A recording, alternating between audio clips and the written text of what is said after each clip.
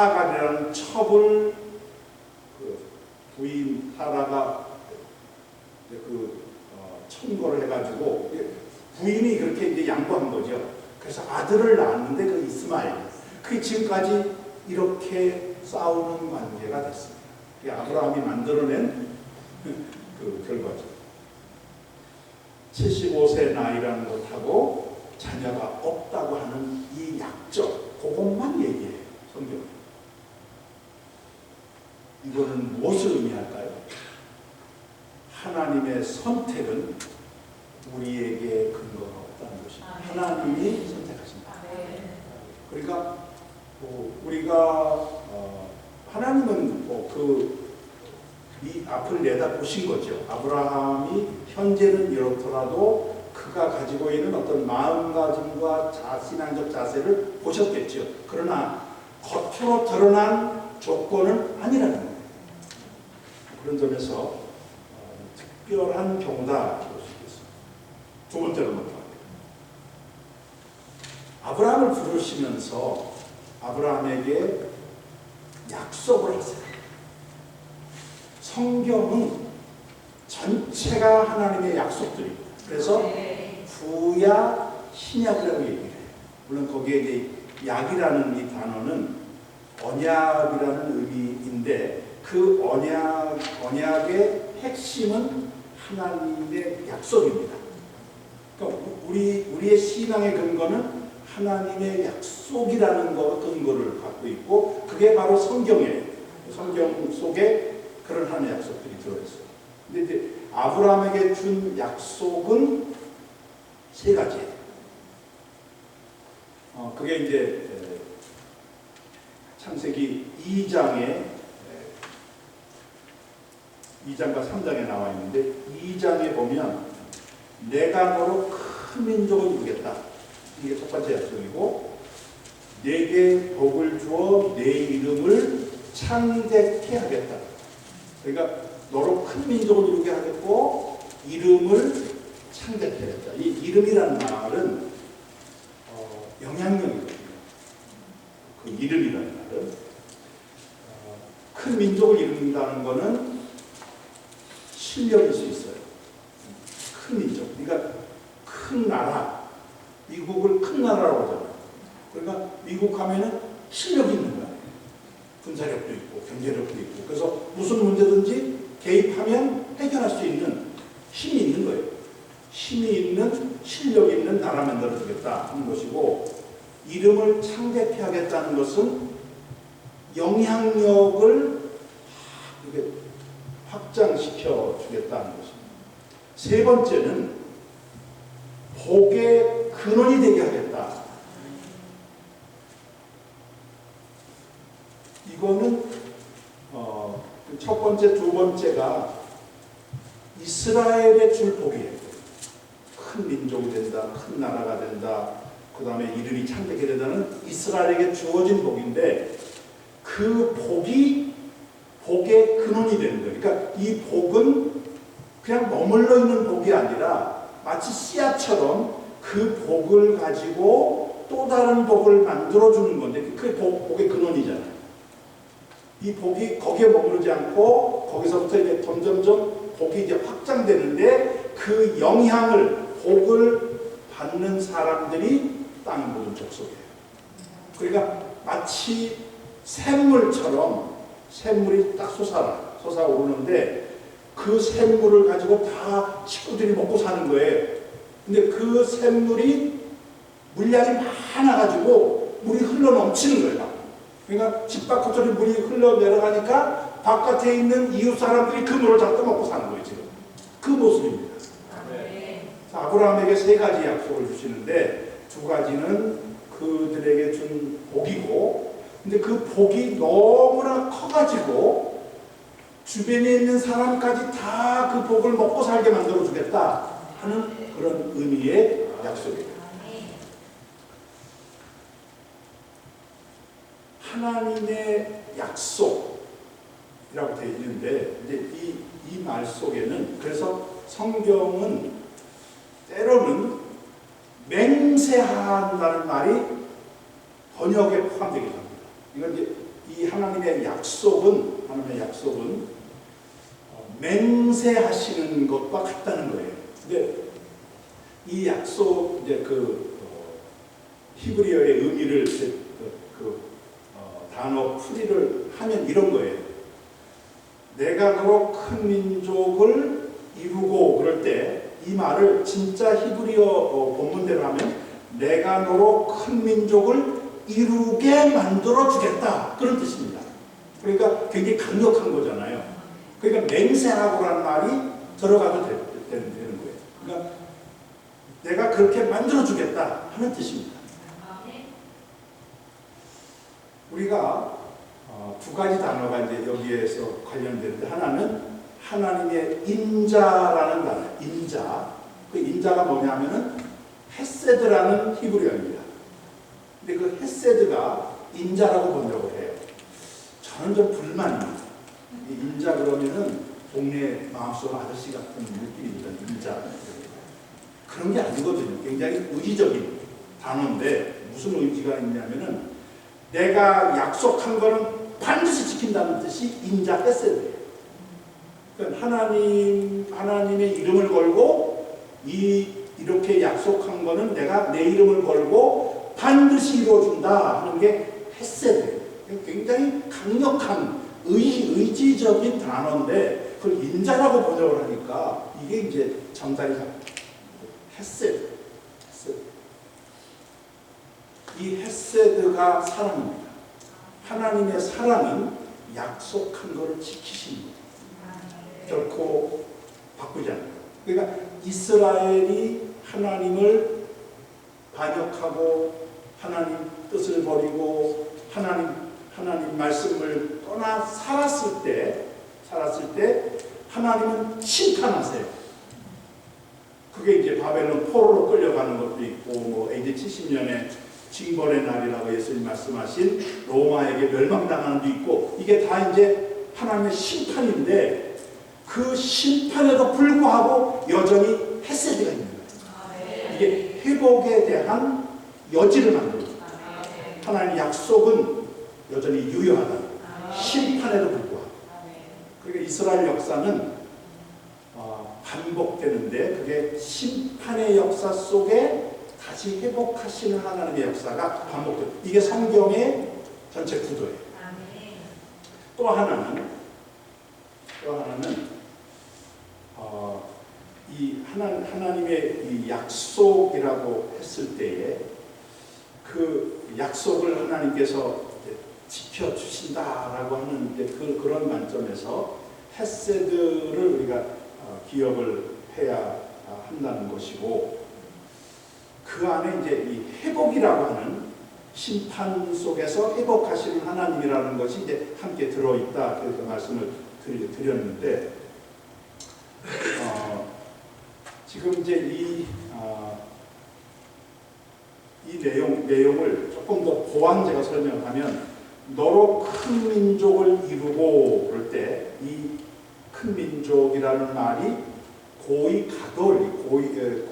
가돌이라는 말이 크다는 뜻이고 부피도 크고 또 어떤 내용도 크고 뭐 하여튼 이 크다는 것에 다 포함해요. 근데 고의라는 단어, 고의.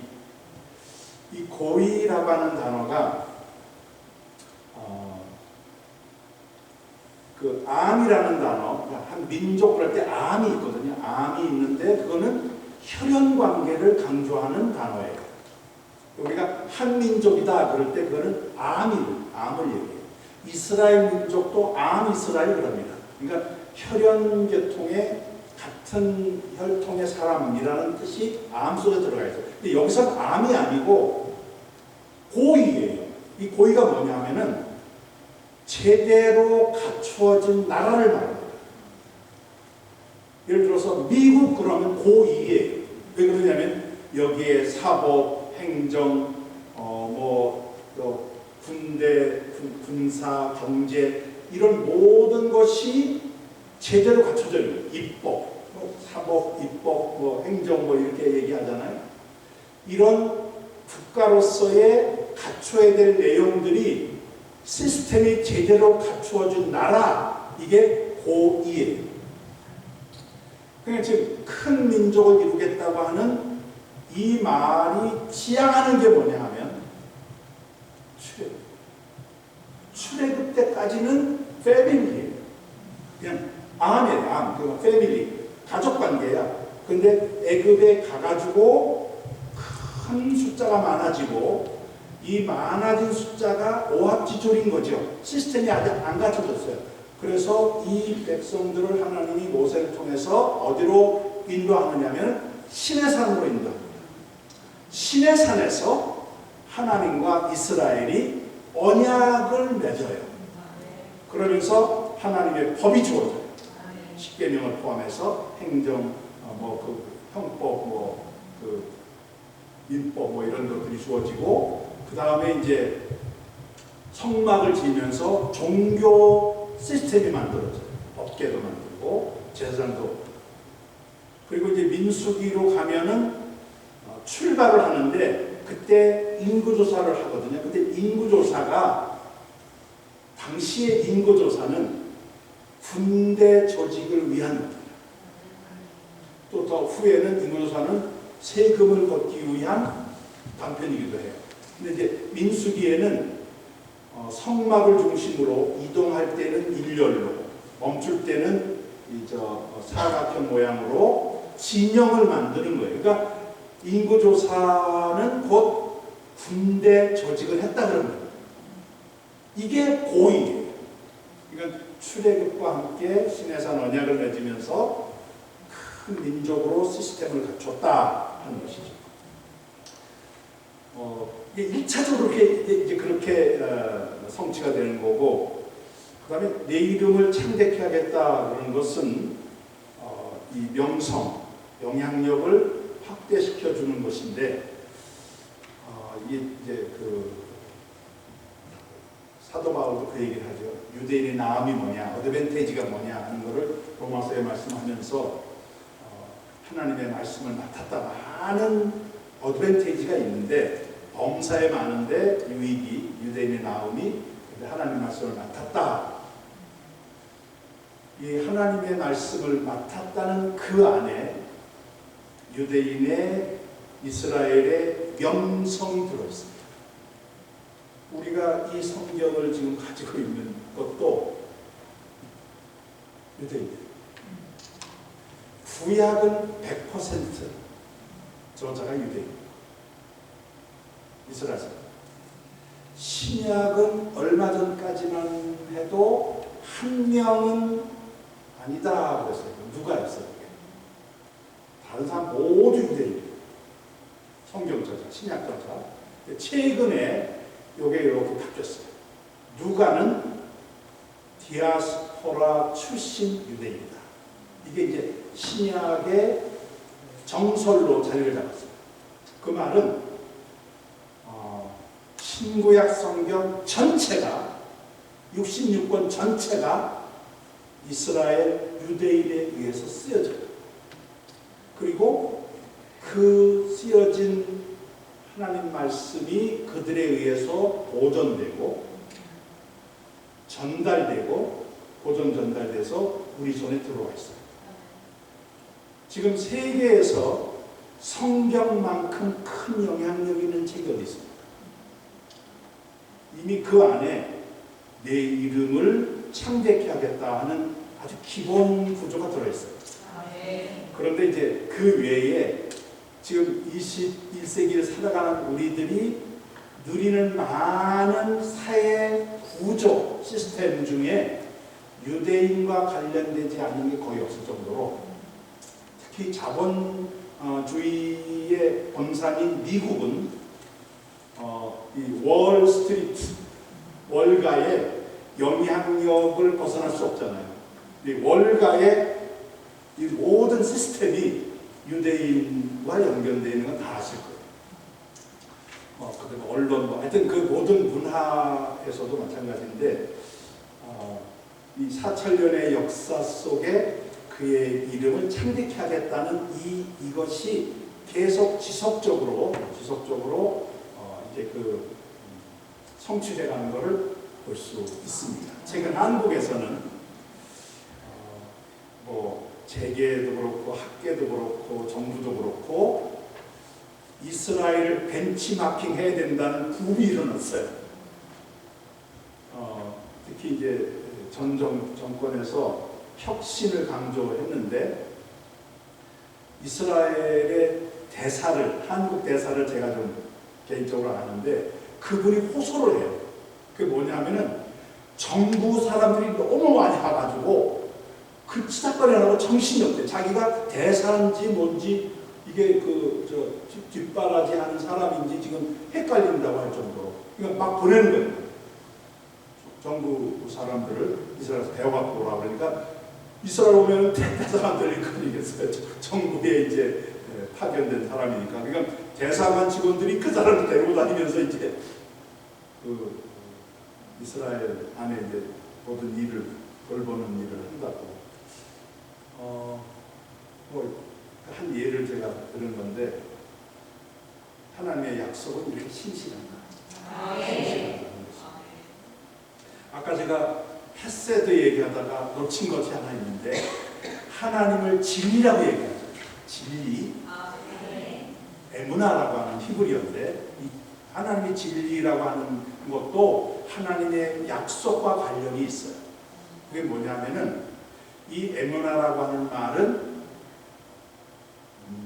든든하게 떠받쳐 준다는 뜻이에요. 지금 이 건물 안에 있는 여러분들이 전혀 위협을 느끼지 않고 앉아있는 건 뭐죠? 이 지하, 이 교회당을 지을 때 이 밑에 튼튼하게 이 밑에 기초 공사를 했고 이거를 잘 떠받쳐 주기 때문에 아마 그 당시에 지진이 나도 흔들리지 않는 검사를 받았을 거예요. 그만큼 이게 딱 밑에서 떠받쳐 주는 거거든요. 그게 바로 진리예요.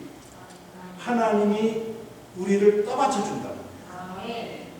온 우주가 이렇게 질서 있게 움직이는 것은 하나님의 법칙이 흔들리지 않고 계속 유지되는 거예요.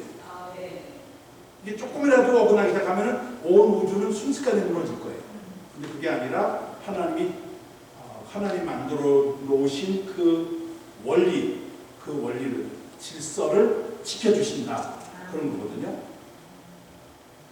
진리를 그런 가르쳐들 보면 하나님의 약속을 헤세드, 지켜주시는 그 하나님에 대한 고백이 진리예요. 그 약속을 전혀 하나님께서는 어기지 아니하시고 언제라도 지켜주신다. 그러니까 우리가 성경을 읽을 때 헤세드와 에무나, 그러니까 인자와 진리를 여러분들이 붙잡으시면 그 약속은 우리 것이 됩니다. 때가 문제겠죠. 그 하나님의 약속을 언제 이루어 주시는지 그거는 하나님 손 안에 섭리 안에 있기 때문에 우리가 믿고 가면 되는 거죠. 그 세 가지 약속을 하나님께서 아브라함에게 주셨는데 그게 4천년 역사를 계속 이어오게 하고 있다는 것이고 지난 2000년 동안 나라 없이 디아스포라 흩어져 살게 했는데 이 가나안 땅을 향한 그들의 열망, 그 집중력을 가지고 있었기 때문에 1948년 독립을 하면서 이스라엘 회복 시대가 열리고 있습니다. 그래서 우리가 그런 면에서 새로운 역사를 지금 경험하고 있는데 그 바울이 이런 말씀을 하세요. 로마서 11장 23절인데 바울이 그 감람나무 비유를 하면서 원가지였던 유대인 원가지였던 이스라엘이 예수를 메시아로 받아들이지 않았기 때문에 잘라냈다. 그리고 그 잘라진 자리에 돌감람나무, 다시 말해 이방인들을 우리를 포함한 이방인 가지를 돌감람나무 가지를 접붙여가지고 그 이스라엘이 있던 원 그 줄기에 이방의 돌감람나무 가지가 접붙임되어서 이게 풍성한 열매를 맺었다. 그렇게 얘기를 합니다. 이거를 하나님께서 유대인을 제쳐내시고 거기에 이방인을 거기에 이제 복음으로 새로운 가지 접붙임이 됐다는 건데, 로마서 11장 23절에 새로운 이스라엘 회복 시대를 얘기하면서 그들도, 이스라엘입니다. 그들도 믿지 아니하는데 머물지 아니하면, 아니하는데 아니하면, 이 말은 부정하면 뭐죠? 긍정이 되는 거예요. 이게 하나의 표현법이죠. 그들도 믿지 아니하는데 머물지 아니하면, 다시 말하면 그들이 믿음으로 돌아오면 그런 뜻입니다. 여기에 믿음으로 돌아온다는 것은 예수를 메시아로 믿는 바로 그 영적 회복을 말하는 건데, 그렇게 돌아오면 접붙임을 받으리니, 저는 이 말을 다시 접붙임을 받으리니라고 해석할 수 있습니다.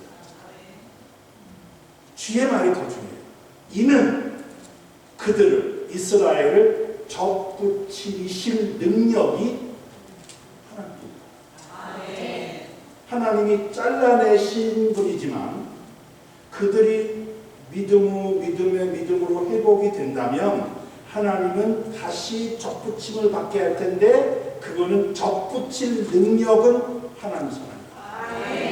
그래서 지금 이스라엘의 미국도 마찬가지, 예수 믿는 유대인 수가, 메시아인 유대인 수가 급증하고 있는데, 특히 이스라엘 안에서 지금 이스라엘 회복 시대가 됐다는 거가 여러 면에서 증거가 나타납니다. 로마서 11장 12절, 11절, 12절 제가 읽겠습니다. 그들이 넘어지기까지 실족하였느냐? 이거 완전 실패냐? 그러겠죠. 그럴 수 없느니라.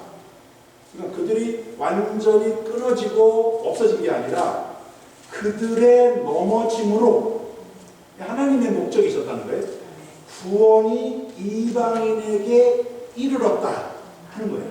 그러니까 그들이 넘어지기 때문에 하나님의 경륜, 하나님의 섭리가 이방인들을 구원에 이르도록 불렀다는 거죠. 그 역학관계가 있다는 거예요. 그러면서 이스라엘로 시기나게 하는데, 그러니까 우리가 구원받은 게 이스라엘이 언젠가 시기를 한다는 거예요. 그들의 넘어짐이, 이스라엘의 넘어짐이 세상의 풍성함이 되었다. 이 복음으로 접붙임 받은 이 이방인이 복음에 구원받은 것뿐 아니라 구원받은 자들이 세상을 풍요롭게 만들었다는 거예요. 그래서 그들의 넘어짐이 세상의 풍성함이 되며 그들의 실패가 이방인의 풍성함이 되었다. 그 얘기하는데 뒤에 나온 말이 이게 중요합니다. 하물며 그들의 충만함이리요. 이 말이 뭐죠? 그들이 다시 접붙임을 그러니까 잘려져 나갔을 때에 이방인들이 풍성하게 되고, 그리고 그들의 실패가 세상의 풍성함이 되고 그들의 실패가 이방인의 풍성함이 됐는데, 다시 그들의 충만할 때에는 어떻게 더 큰 일이 벌어질 것인가를 기대하는 거예요. 지금 우리가 그 시점에 와 있습니다. 그래서 71년이 됐는데 이스라엘 독립이 지금 혁신의 아이콘으로 이스라엘 등장합니다. 우리나라도 그 이스라엘의 벤치마킹하러 몰려가는 이런 일이 벌어지고 있고 하는 것이죠. 하나님의 약속은 4차년이 지난 지금도 여전히 유효합니다.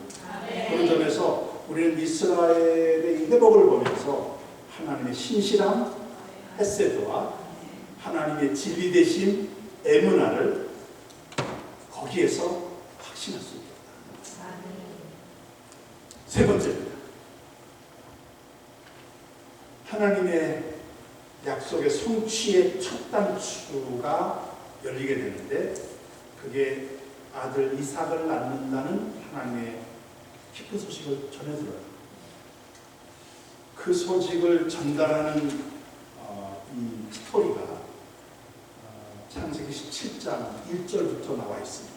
근데 저는 그 뒤에 나오는 내용은 여러분들 몫으로 제가 돌려드리고 창세기 17장 1절 한 절만 보겠는데, 왜 그러냐면 그런 약속의 성취를 받는 아브라함에게 하나님이 요구하시는 거예요. 그 말을 우리에게 적용하면 이 하나님의 약속의 말씀을 받기를 원하는, 그 약속의 성취를 원하는 여러분들이라면 이 아브라함에게 준 말씀에 주목하셔야 돼요. 아브라함에게 그냥 주는 게 아니라 그 약속을 받을 만한 준비 그릇을 요구하시는 거예요. 우리도 마찬가지예요. 그래서 우리가 하나님 앞에 적절하게 대응해 나가는데 그 지침서입니다. 소위 가이드라인. 같이 한번 읽겠습니다. 아브라함이 99세 때 여호와께서 아브라함에게 나타나서 그에게 이르시되 나는 전능한 하나님이라 너는 내 앞에 행하여 앉아라. 이거예요. 자, 우선 99세 때 나타났다. 희망이죠. 99세에도 하나님이 나타나서 우리를 하나님 파트너로 만나주십니다. 99세 안 되신 분은 하나님 찾아오시다가 기다리시기 바랍니다. 여지가 있습니다. 아브라함이 나타나서 그에게 이르시되, 내용은 나는 전능한 하나님이다. 이게 이제 엘샤다이인데, 그 찬송에도 엘샤다이 있잖아요. 엘 그러면 창조주 하나님. 그거는 초월성, 하나님의 초월성. 엘이라는 말을, 샤다이라는 말을, 이거 해석이 따뜻하게 갈리는데, 어머니의 가슴이라는 뜻이 있다는 것이 대체적인 그 동의하는 내용이에요. 그러니까 엘은 하나님의 초월성과 창조성을 얘기한다면 그런 소리예요. 샤다이는 어머니의 가슴처럼 따뜻한 보살핌, 공급해주는. 특히 이제 어머니의 가슴은 그 태어난 아이에게 젖을 물리는 거예요. 그래서 필요를 공급해 주시는 하나님. 그러니까 저 멀리 계신 하나님인데 내 구체적인 삶을 찾아오셔서 나의 문제를 직접 챙겨주시는 분. 그러니까 초월적인 하나님과 내재적인 하나님을 이 안에 포함하고 있어요. 지금 이 두 가지가 같이 가야지 나를 돌보시는 그 하나님은 창조주, 초월하신 초월성을 가진 하나님이셔야겠죠. 그럴 때 내 공급이 이게 제대로 되는 거지, 나와 똑같은 입장에서 나를 도와준다, 이건 안 되는 거죠.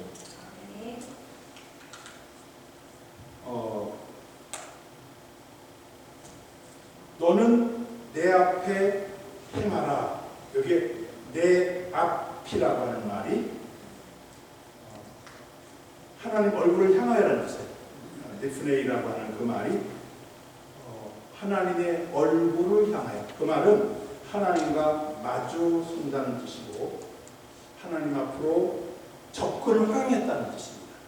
그래서 우리가 하나님 앞으로 나아간다는 거가 구약에 의하면 하나님 앞에 잘못 나가면 죽습니다. 그런 좀 재미있는 유화도 있잖아요.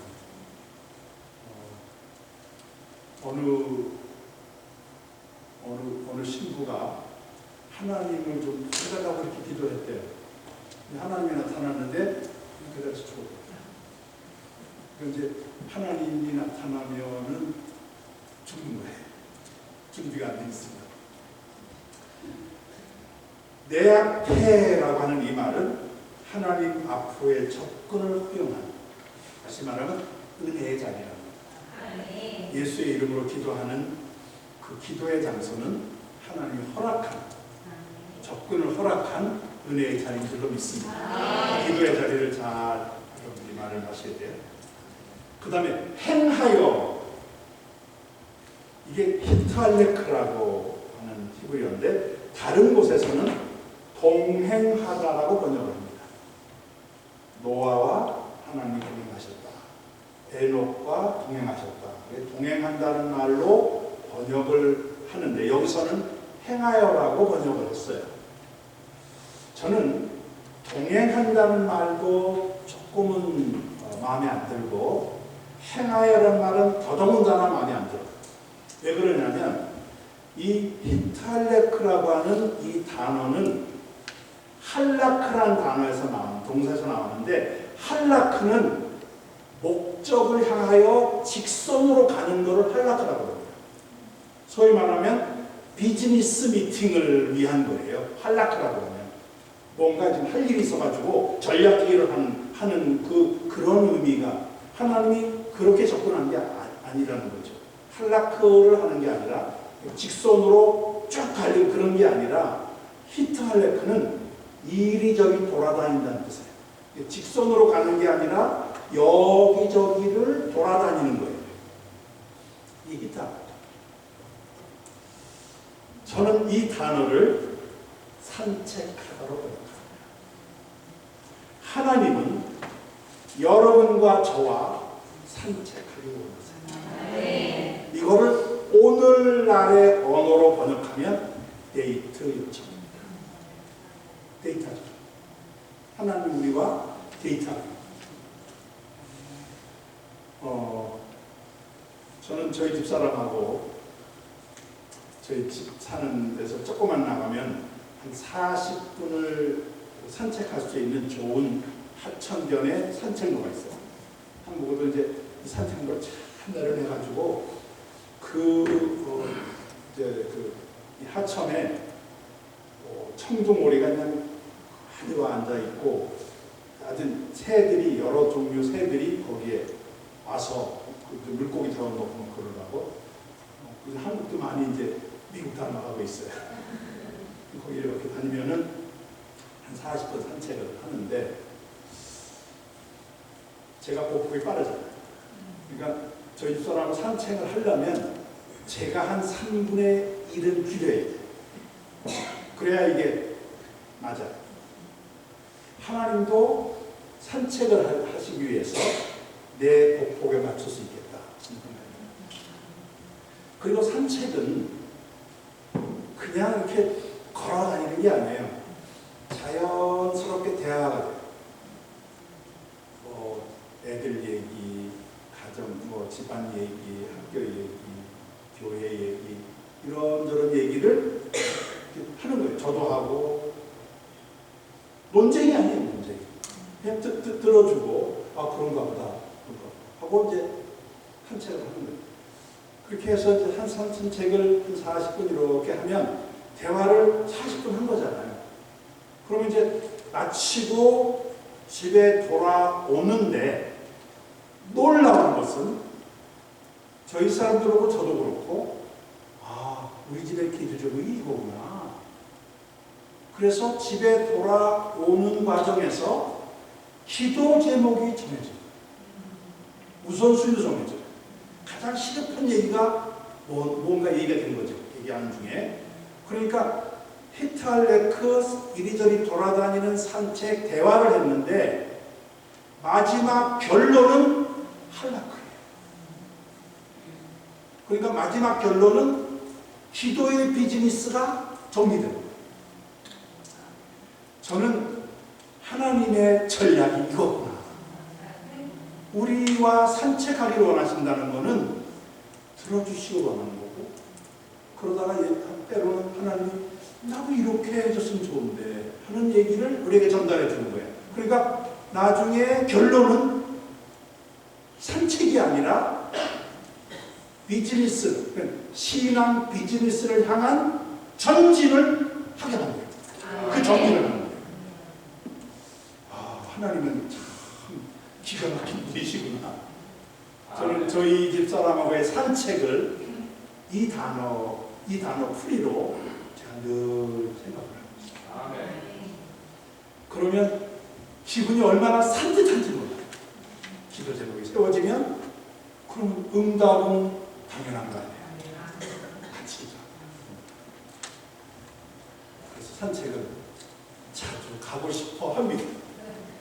너무 좋아요. 산책 따라서. 손 잡고 하여튼 그런데 행하여 완전하라고 얘기해요. 이 완전하라는 단어가 굉장히 부담스러운 단어예요. 완전하라. 근데 이 단어가 탐밈이라는 단어인데, 탐밈. 이거는 퍼펙트가 아닙니다. 퍼펙트가 아니고, 이 단어의 뜻은 한국의 가을 하늘을 예를 들 수 있어요. 여기도 가을에는 하늘이 맑고 깨끗한가요? 네? 그래요? 한국의 가을은 특히 깨끗하잖아요. 구름 한 점 없이, 티 없이 깨끗한. 그러니까 청명한 가을 하늘이 이제 탐민인데, 이 단어가 거룩 성결의 동의어기도 해요. 그런데 이 탐민이 우리에게 의미하는 것은 완벽하다는 뜻보다는 티 없이 맑고 깨끗하다는 이 말에서 순수성, 성결은 순수성을 얘기해요. 특히 그 요한에서는 온전한 성결은 온전한 사랑이라고 얘기를 하는데, 그 사랑의 핵심이 동기의 순수성이야. 그러니까 실수할 수 있다는 거예요. 그러나 그게 의도적인 게 아니라 실수해야 된다. 원래는 그게 아닌데 가다가 그러니까 그럴 때는 안경에 끼인 어떤 안경에 끼인 그거를 닦아내듯이 가끔씩 닦아내야 된다 얘기를 합니다. 그러니까 성결은 완벽한 게 아니라 때로는 안경이 더러워질 수 있는 것처럼 순수한 동기를 가지고 있는데도 불구하고 실수할 수 있다는 거예요. 그래서 우리가 가끔씩은 안경을 닦아주듯이 우리의 성결한 삶을 살기 위해서는 닦아주는 회개가 필요하다. 그 얘기를 합니다. 그러니까 여기서는 완벽하다고 그러면 부담스러운데 완벽한 게 아니라 순수한. 하나님 앞에 동기했습니다. 마치 갓난아이의 순결한 것, 순수한 모습. 저도 이제 손자가 셋인데, 태어나서 이제 그 병원에서 좀 있다가 집에 데리고 왔을 때, 다 기억하시죠? 그 얼굴 자체가 내가 깨끗해지는 그 얼굴 모습. 가다가 방긋 누르면 그냥 자지를 쫓아냈다. 근데 이놈들이 3살 넘어가니까 그게 없어졌어요.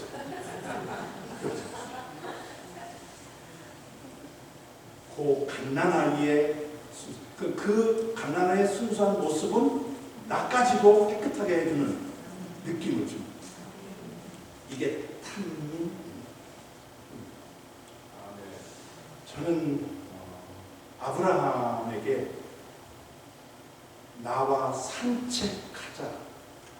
그러면 결과가 탐민. 우리가 하나님과 산책만 하면 거기에서 마치 갓난아이의 얼굴을 보면서 나도 깨끗해지는 느낌을 받듯이 하나님과 산책하면, 하나님과 동행하면 결과가, 우리 부부는 기도 제목을 딱 정렬시키는 것처럼 하나님 앞에서 내가 탐민, 깨끗해지는, 순수해지는, 그래서 하나님과 함께 가는 그런 새로운 출발을, 여기에서 이삭을 낳을 거라고 하는 선물을 줘요. 초선 피플 미니스트리라고 125년 된 유대인 선교단체, 뉴욕에 있죠. 미치 글래서 박사가 가깝게 지낸 분인데, 그분이 지난번 한국에 이스라엘 신학 포럼에 와서 발제자로 오셨는데, 그분이 이런 얘기를 해요. 이스라엘은 하나님의 신비입니다. 그러면서 이 이스라엘 민족은 기적의 민족인데, 그래서 이제 저는 생각을, 그렇지, 이스라엘 기적의 민족이지, 여러 역사 속에서. 근데 그분의 얘기는 다른 거예요.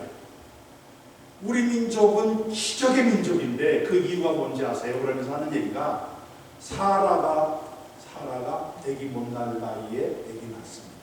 그래서 기적의 민족이에요. 제가 감탄을 했어요. 그렇구나. 90세에 모든 생리가 끊어져서 아기 낳을 수 있는 가능성이 제로인 여자인데 아기 낳자는 거예요.